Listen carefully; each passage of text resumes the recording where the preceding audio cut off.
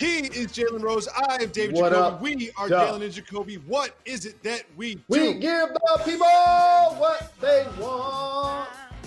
Jalen, who is joining us on the show? Bo Schembechler will be proud. We have a Michigan man through and through on the show today. So much so, Jacoby, he was born in Ann Arbor. And he just happens to be the head coach of my Michigan Wolverines, the #1 team in the country. Welcome to the program, Coach Jim Harbaugh. Thank you very much for joining us. Oh, the great Jalen Rose. Great to be on the show. You know, I love you and everything you've accomplished, and appreciate all the support you've given to our university and our football team. Honorary captain, got a big win. So it's great to see you in person or Coach, on Zoom. You were in the news. You were in the news recently for some of your comments about COVID. You said COVID is going to be part of our society and we're going to have to deal with it. What did you mean, and what has been the reaction? Yeah, what I meant was that that's a fact. COVID is a part of our society. What I meant was I want to be an advocate for student athletes, for football. I don't want to abdicate my responsibility. I want the responsibility of keeping them safe and educating our guys. And a lot like Dr. Fauci. He's made the comments recently. I mean, we've got to get back on track. Our economy, K through 12, he said, and number 3, he said sports. So that's the. And I think that was fairly reported. And I am an advocate for sports, for football. Well, we just learned that the Ivy League schools have postponed all fall sports. Do you think the Power 5 could do the same? Could, right? I mean, that's a possibility. We all understand that, and as I said yesterday too. I mean, if it becomes clear, obvious, that's the right thing to do. Everybody's going to be reasonable, including myself. Yeah, we can't play. It's easy to shut that. It's easy to stop. We've all seen how easy it is to stop something. But as far as the Ivy League, declaring that they're not going to play football, I don't see that right now. I don't understand why that would be a decision now. You still have time to learn things and understand things and determine whether what's the right thing to do come the fall. So that would be. I think the clear, simple choice is keep preparing. We got guys that have been training their whole lives for this opportunity, and continue to do that. Continue to gather information, gather facts, and if it comes to a point where everybody can see it, this is we shouldn't be playing football or any other sport, and that's not the best interest for our kids. Then everybody be reasonable and understand that you can't do it. Coach, I was really proud in the era of social unrest and a lot of high-profile people, especially whites, who are in position to let their voice either be loud or silent. You were somebody that not only marched in protest, but continued to be an advocate for the Black Lives Matter movement. Can you acknowledge some of the things that the University of Michigan and/or your football team is doing to heighten that movement?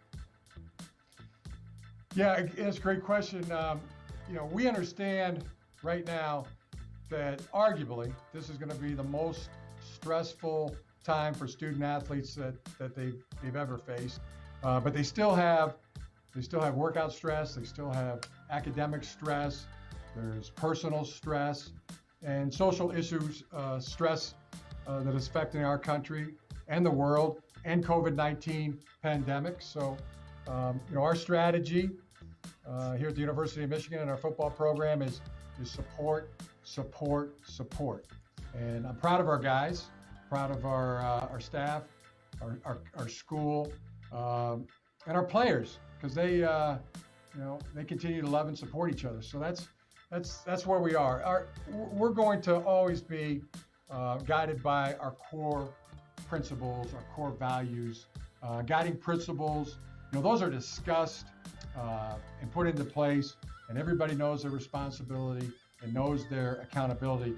I could draw back from my first team meeting at the University of San Diego, at Stanford, at San Francisco, and right here at the University of Michigan. And at the core of those principles is fairness.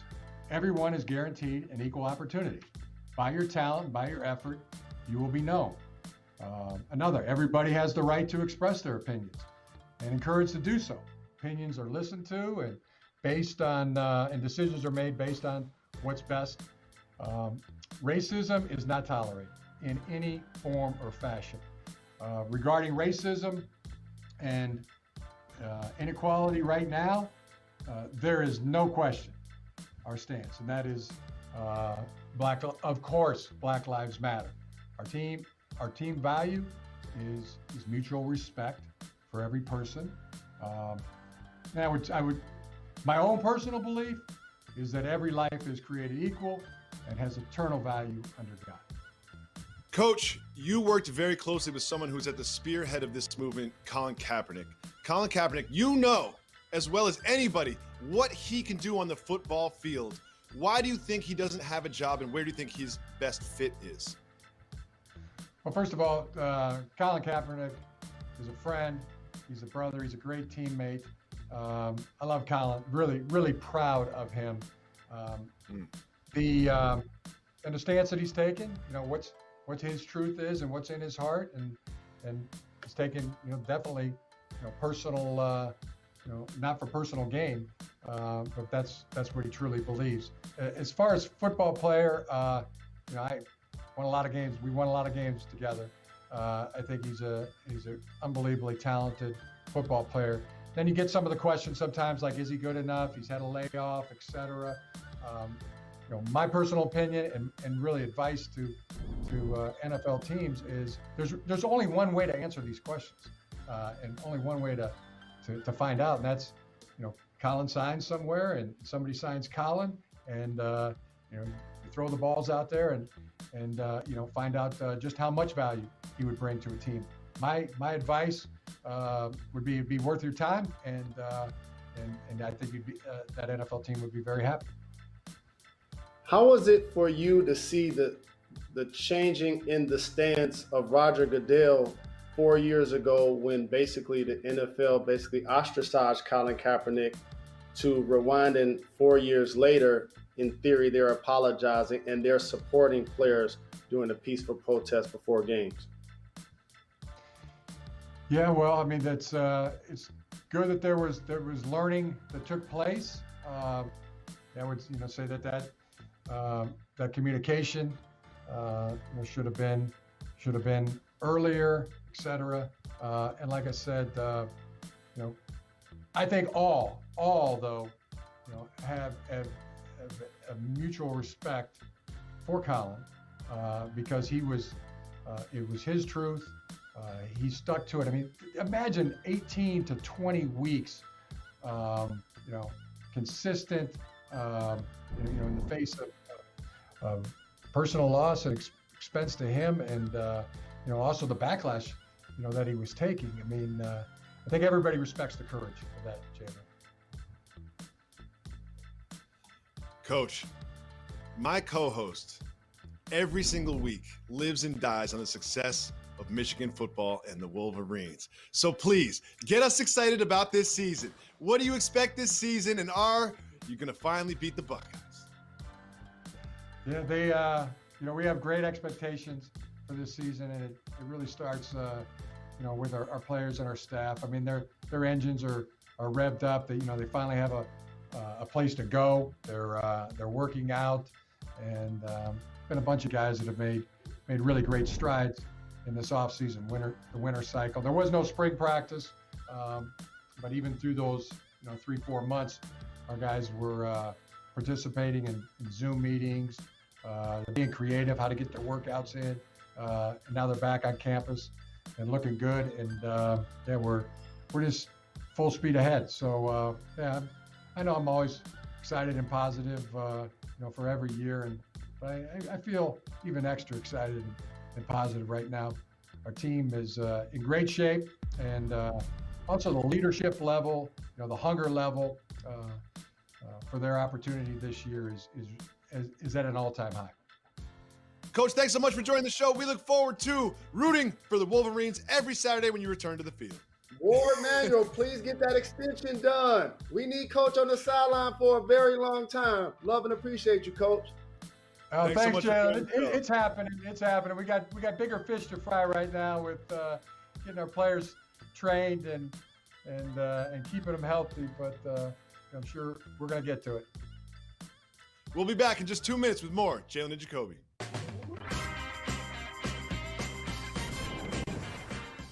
Welcome back to Jalen and Jacoby. We have a segment where Jalen decides what we discuss. It is called Keep It Hail Moving. to the victors. If you want to discuss the topic, you say hit the brakes. Woo. If not, me, you and Method Man jump in the Dang. minivan and keep it moving. We start Dang. with a NBA basketball team has finally signed Jamal Crawford. Keep moving or hit the brakes. This should have been happened. I'm happy for little bro. He gonna do work in the bubble. It's only right. His last game, he had 50-plus points. Keep it moving for now. He gonna make more headlines. We keep it moving. Shout out to J.R. Smith too. I'm glad he back in the game. Tom Brady and TB12 took a big PR hit today. Want to know why? Keep moving or hit the brakes. And shout out to Michael Beasley back in the league. Hit the brakes. TB12, Tom Brady's business, got one of those PPP loans, a minimum No. of $350,000 and a maximum of $1 million. One would think that between the income of Tom Brady and Gisele Bündchen, they would be able to keep TB12 alive without a loan. What do you think, Jalen? I think if you look down at the breakup of the people who received those loans, it's unfortunate that the black and brown people really came up short of that distribution. Moving on. Our guy, Raheem Mostert, who we call Mozart, wants a trade from the Super Bowl. I don't know if I was doing the wrong moving or hit the brakes. instrument. I was doing this. Maybe I should be playing the piano. Hit the brakes. There you go. Hit the brakes. Raheem Mostert has the leading rusher on the NFC Championship team, 49ers, said he wants a trade. You don't see this a lot from teams this successful. What do you think?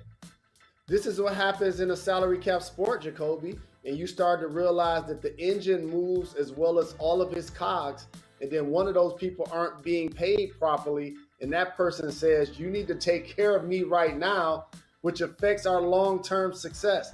If I'm the 49ers, I find a way to get this done. They have a lot of backs, but it just seems like he's the one that continues to be healthy and explosive when they need him the most. That's a great point. Next, we have Zion celebrated his birthday by buying some jewelry. Keep moving or hit the brakes. Hit the brakes. Jalen, I don't think you're a big Avengers guy, but he got a Thanos-inspired chain. What do you think about this? Young, rich, trying to figure his way out. You start buying things, and I promise you, he gonna look back at that in 3 to 5 years, and you ain't gonna see it ever again. I've been there, dog. Big rims, loud music. You buy all of these things, and he gonna look up, and he gonna reach down and open his car door. He's like, well, I got this stupid chain. But I'm glad he has it at 20 right now. He's gonna enjoy it for the next 3 years. Congratulations, Zion. Jalen, the final topic is about something that you always want to discuss in the program. Hit the It brakes. is about going to the bathroom. And we ran out of time, so we got to keep it moving. We don't have to talk about it. I'm not talking about going poop on national television. I'm gonna go to the bathroom. We'll be back in 2 minutes. Go to break, go to break, go to break. Welcome back to Jalen and Jacoby. Jalen DeSean Jackson went on Twitter and quoted an anti-Semitic quote, wrongly attributed to Adolf Hitler, and obviously felt a lot of backlash because of that and has since apologized. What do you think of this saga? Oppressed people have a kinship because they understand what it's like to be denied and or overlooked based on dynamics of things sometimes that they can't control, like their ethnicity, their race, or their color. And this is a learning experience for DeSean Jackson. It's the same thing I said about Drew Brees. I'm not so quick that when an adult that's educated, professional, and intelligent in a lot of ways either misspeaks or is not informed. It's a learning opportunity. And his apology seems sincere. I saw what Julian Edelman also had to say about DeSean Jackson's comments, and let's see if he's able to pay it forward. I would love for DeSean Jackson to actually visit the Holocaust Museum with Julian Edelman. I think that'd be a great way to close this story. I want to thank Jim Harbaugh for joining us on the show. Thank you. And of course, you can always get exclusive content Thank on the you. podcast. Make sure you subscribe Thank to you. that. We'll be Far back too tomorrow kind. at 4 I gotta go to the perhaps with bathroom. another guest. Next is Highly Questionable and Dan Levitar.